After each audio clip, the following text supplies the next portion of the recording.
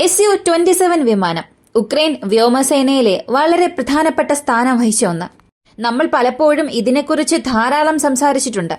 എന്നാൽ ഇപ്പോ ഈ വിമാനത്തെക്കുറിച്ചല്ല സംസാരിക്കാൻ പോകുന്നത്. അടുത്തിടെ റഷ്യയുടെ ഒരു എയർ ഡിഫൻസ് സിസ്റ്റം, അത് S-400 അല്ല, മറ്റൊന്ന്, ഈ ഒരു എയർ ഡിഫൻസ് സിസ്റ്റം ചെയ്ത ഒരു സംഭവത്തിൽ ഡുവൽ കിൽ സംഭവിച്ചിട്ടുണ്ട്. 5th ജെൻ ഫൈറ്റർ ജെറ്റിന്റെ സഹായത്തോടു കൂടി റഷ്യ അവിടെ അത് നേടിയെടുത്തു. അത് ഏത് എയർ ഡിഫൻസ് സിസ്റ്റം ആണ് എന്ന് നിങ്ങൾ തന്നെ ഗസ് ചെയ്യുക. ഒരുപക്ഷെ ഇപ്പൊ തന്നെ ഗസ് ചെയ്തിട്ടുണ്ടാകും. അങ്ങനെയാണെങ്കിൽ ഇത് എങ്ങനെ സംഭവിച്ചു, എവിടെ സംഭവിച്ചു, ഇതിന് പുറകിലുള്ള വിവരങ്ങൾ എന്തെല്ലാം, ഇവയെല്ലാം ഈ വീഡിയോയിലൂടെ വിശദമായി അറിയാം.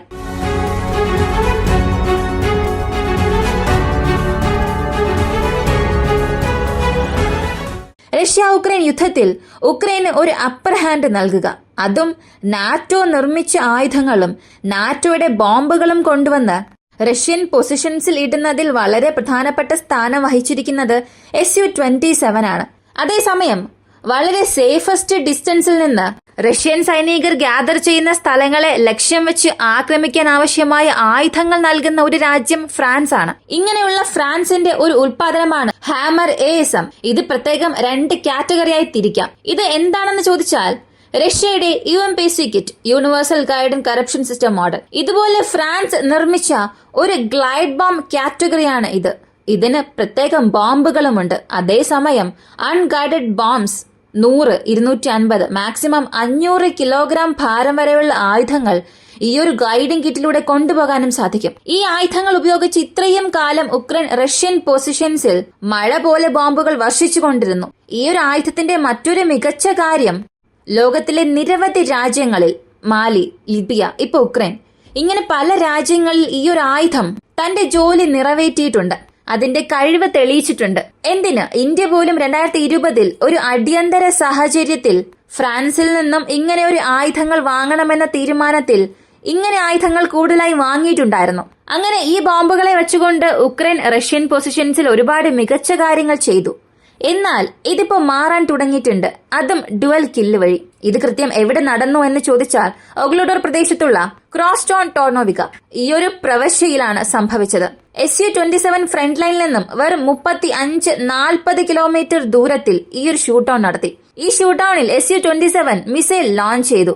ലോഞ്ച് ചെയ്തതിനു ശേഷം അടുത്ത വെറും 40 സെക്കൻഡിനുള്ളിൽ, അതായത് ലോഞ്ച് ചെയ്ത് അവസാനിപ്പിച്ചിട്ട് ഈ മിസൈൽ തിരികെ ആ പ്രദേശം വിട്ട് ഡൈവേർട്ട് ആകുന്നതിനുള്ളിൽ തന്നെ ഒരു അൺനോൺ മിസൈൽ വഴി ആ വിമാനത്തെ വെടിവെച്ച് വീഴ്ത്തുന്നു. തുടക്കത്തിൽ ഇത് വലിയ കാര്യമായി ആദ്യം കണ്ടില്ല, അടുത്ത വിവരം പുറത്തു വരുന്നത് വരെയും. ഈ ഒരു വിമാനം ആ മിസൈൽ ലോഞ്ച് ചെയ്തു.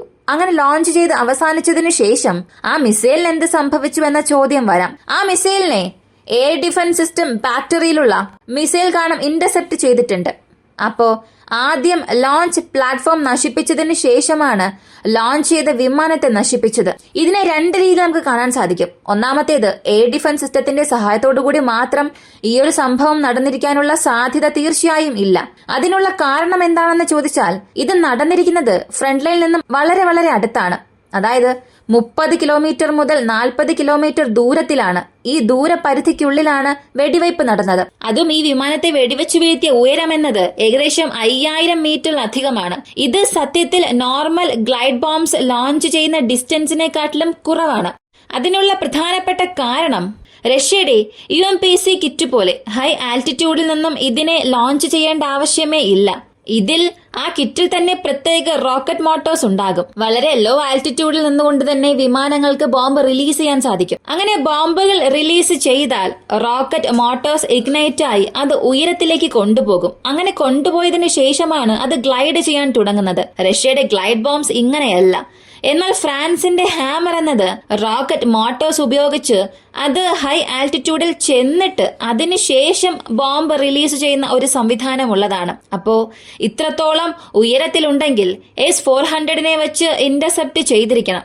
അതല്ലെങ്കിൽ റഷ്യയുടെ Su-57 വെച്ച് ഇന്റർസെപ്റ്റ് ചെയ്തിട്ടുണ്ടാകണം. എന്നാൽ എയർ ടു എയർ മിസൈൽസ് വഴി ഈ ഒരു ഷൂട്ട് ഡൌൺ സംഭവിച്ചിട്ടില്ല. സർഫസ് ടു എയർ മിസൈൽ വഴിയാണ് ഇതിനെ ഇന്റർസെപ്റ്റ് ചെയ്തിട്ടുള്ളതായി വാർത്ത പുറത്തു വന്നത്. അപ്പോ ഏത് കോംബോയാണ് ഇതിനെ വെടിവെച്ചു വീഴ്ത്തിയത്? ഈ വിവരം തിരയുമ്പോഴാണ് വളരെ രസകരമായ ഒരു കാര്യം അറിയാൻ സാധിച്ചത്. ഈ ഒരു കാര്യം ചെയ്തിരിക്കുന്നത് SU-57 കൂടാതെ Buk surface to air missile system. ഏറെ ദിവസമായി നമ്മൾ ഈ പേര് കേട്ടിട്ടേയില്ല. ഇപ്പോ അതും ഒരു സംസാര വിഷയമായി മാറി.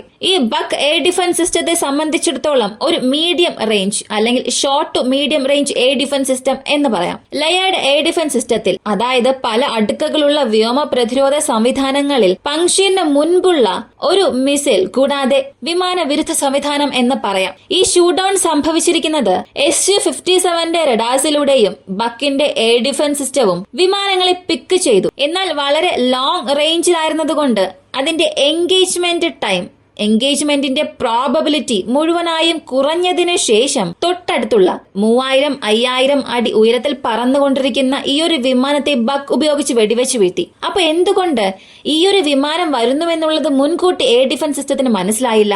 SU-57 ഇൻപുട്ട് വാങ്ങി എന്തുകൊണ്ട് ഈ വിമാനത്തെ വെടിവെച്ച് വീഴ്ത്തി? ഈ ഒരു ചോദ്യം എല്ലാവർക്കും വന്നിട്ടുണ്ടാകും. അതിനുള്ള പ്രധാനപ്പെട്ട കാരണം, സാധാരണ ഒരു വിമാനം അകത്തേക്ക് വരുമ്പോൾ എല്ലാ പോയിന്റിലും എല്ലാ എയർ ഡിഫൻസ് സിസ്റ്റത്തെ കൊണ്ടും എൻഗേജ് ചെയ്യാൻ കഴിയില്ല. എത്ര തന്നെ ലോങ് റേഞ്ച് റഡാർസ് വഴി അതിനെ ട്രാക്ക് ചെയ്യാൻ തുടങ്ങിയാലും അതിനൊരു എൻഗേജ്മെന്റ് പോയിന്റ് ഫിക്സ് ചെയ്യണം. അതായത് ഇവിടെ വെച്ച് മാത്രമേ നമുക്ക് ഇന്റർസെപ്റ്റ് ചെയ്യാൻ കഴിയൂ എന്നുള്ള ഒരു പോയിന്റ് ഫിക്സ് ചെയ്യും. ഒരു പക്ഷെ ആ എൻഗേജ്മെന്റ് പോയിന്റിൽ വരുന്നതിന് മുൻപ് തന്നെ ആ വിമാനം രക്ഷപ്പെടാനുള്ള സാധ്യതയുള്ളപ്പോഴാണ് ഈ എയർ ഡിഫൻസ് സിസ്റ്റം അതിനെ എൻഗേജ് ചെയ്യാൻ ശ്രമിക്കുന്നത്. എന്നാൽ അതുകൊണ്ടും ഈ അകത്തേക്ക് വരുന്ന മിസൈലുകളെ ലക്ഷ്യം വയ്ക്കുന്നതിൽ ചില പ്രശ്നം സംഭവിക്കും. ഇപ്പോ നടക്കുന്ന ഈ ഒരു പ്രോസസ്സിന്റെ പേരാണ് റഡാർ മാസ്ക് അല്ലെങ്കിൽ റഡാർ ഷാഡോ എന്ന് പറയും. ഇപ്പോ ഈ വിമാനം വരുന്നു എന്ന് ചിന്തിക്കുക. റഡാർ തരംഗങ്ങൾ അതിൽ പ്രതിഫലിക്കും. അപ്പോ ആ വിമാനത്തിന് അത് മനസ്സിലാകും. എന്നാൽ അതിൽ തൊട്ട് പ്രതിഫലിക്കുന്ന റേഡാർ വേവ്സ് ഈ മിസൈൽ ലോഞ്ച് ചെയ്യുകയാണെങ്കിൽ ആ ഷാഡോയിൽ ഈ മിസൈൽ ഹൈഡ് ആകും. അല്ലെങ്കിൽ ആ മിസൈൽ അകത്തേക്ക് വരുന്നത് മനസ്സിലാക്കാനേ സാധിക്കില്ല. കാരണം ഒരു ചെറിയ ഒബ്ജക്റ്റ് മുൻപിലും വലിയ ഒബ്ജക്റ്റ് പിന്നിലുമാകുമ്പോൾ ആ വലിയ ഒബ്ജക്റ്റിന്റെ റഡാർ തരംഗങ്ങൾ മാത്രമേ താഴേക്ക് വരികയുള്ളൂ. ഈ മിസൈലിന്റെ തരംഗം കൂടുതലായും താഴെ അനുഭവപ്പെടില്ല, കണ്ടുപിടിക്കാനും സാധിക്കില്ല. അതുകൊണ്ടാണ് SU-27 അകത്തേക്ക് വരുമ്പോൾ ആ വിമാനം വരുന്നു എന്നതിനെ എൻഗേജ് ചെയ്യാൻ കഴിഞ്ഞു എന്നതല്ലാതെ അകത്തേക്ക് വന്ന മിസൈലിനെ എൻഗേജ് ചെയ്യുക എന്നത് വളരെ കുറഞ്ഞ സാധ്യത മാത്രമേ അവിടെ ഉണ്ടാക്കൂ. ആ ഒരു സമയത്താണ് SU-57 കൃത്യം കോർഡിനേറ്റ്സോടുകൂടി ആ വിമാനം രക്ഷപ്പെടുന്നതിന് മുൻപ് തന്നെ ഡബിൾ ഷൂട്ട് ഡൗൺ സംഭവിച്ചത്. അതായത് ആ വിമാനം ലോഞ്ച് ചെയ്തതിന് ശേഷവും വിമാനവും നശിച്ചു, കൂടെ മിസൈലിനെയും നശിപ്പിച്ചിട്ടുണ്ട്. അപ്പോ ഇതൊരു വലിയ മാറ്റം അവിടെ സംഭവിക്കുമോ? ഇതൊരു വലിയ വാർത്തയാണോ എന്ന് ചോദിച്ചാൽ, ഡ്യുവൽ കില്ല് സംഭവിച്ചിട്ടുള്ളത് ആ പ്രദേശത്ത് ജോലി ചെയ്യുന്ന ആന്റി മിസൈൽ ഫോഴ്സസിന് ഒരു വലിയ ബൂസ്റ്റ് ഇപ്പോൾ നൽകിയിട്ടുണ്ട്. റഷ്യയുടെ മിനിസ്ട്രി ഓഫ് ഡിഫൻസും ഇത് കൺഫേം ചെയ്തു. മറ്റു മാധ്യമങ്ങളും ഇതിനെക്കുറിച്ചുള്ള വാർത്തകൾ പുറത്തുവിട്ടു. അപ്പോ SU-27 നഷ്ടപ്പെടുത്തിയത് ഉക്രൈന് ഒരു വലിയ പ്രശ്നം തന്നെ ഉണ്ടാക്കിയിട്ടുണ്ട്. കാരണം അവരുടെ പക്കലുള്ള വിമാനങ്ങളുടെ എണ്ണം എന്നത് വളരെ വളരെ കുറഞ്ഞുകൊണ്ടിരിക്കുകയാണ്. ഈ ഒരു വീഡിയോ കുറിച്ചുള്ള നിങ്ങളുടെ അഭിപ്രായം എന്താണെന്നുള്ളത് കമന്റിൽ പറയുക.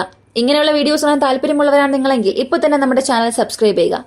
മറ്റൊരു വീഡിയോയുമായി വീണ്ടും കാണാം.